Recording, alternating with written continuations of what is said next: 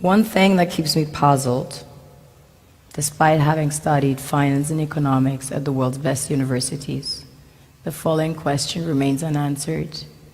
Why is it that 5,000 units of our currency is worth 1 unit of your currency, where we are the ones with the actual gold reserves?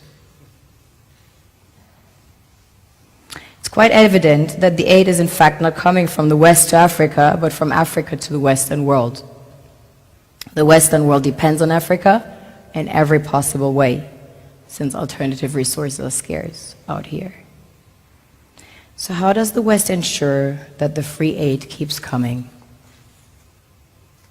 By systematically destabilizing the wealthiest African nations and their systems, and all that backed by huge PR campaigns, leaving the entire world under the impression that Africa is poor and dying and merely surviving on the mercy of the West.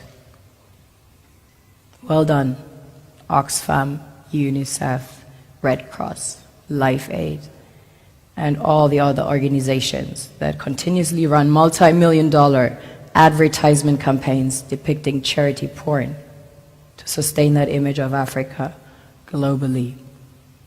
Ad campaigns paid for by innocent people under the impression to help with their donations. While one hand gives under the flashing lights of cameras, the other takes in the shadows. We all know the dollar is worthless, while the euro is merely charged with German intellect and technology, and maybe some Italian pasta. How can one expect donations from nations that have so little? It's super sweet of you to come with your colored paper in exchange for our gold and diamonds. But instead, you should come empty-handed, filled with integrity and honor. We want to share with you our wealth and invite you to share with us. The perception is that a healthy and striving Africa would not disperse its resources as freely and cheaply, which is logical. Of course, it would instead sell its resources at world market prices, which in turn would destabilize and weaken Western economies, established on the post-colonial free meal system. Last year, the IMF reports that 6 out of 10 of the world's fastest growing economies are in Africa, measured by their GDP growth. The French Treasury, for example, is receiving about $500 billion year in, year out, in foreign exchange reserves from African countries based on colonial debt they forced them to pay.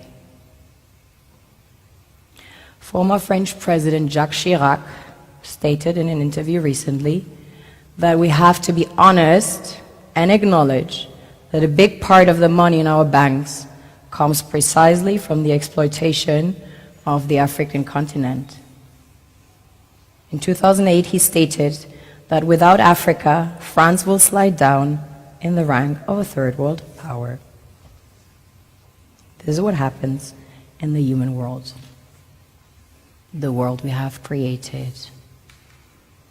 Have you ever wondered how things work in nature? One would assume that in evolution the fittest survives. However, in nature, any species that is overhunting, overexploiting the resources they depend on as nourishment, natural selection would sooner or later take the predator out, because it offsets the balance.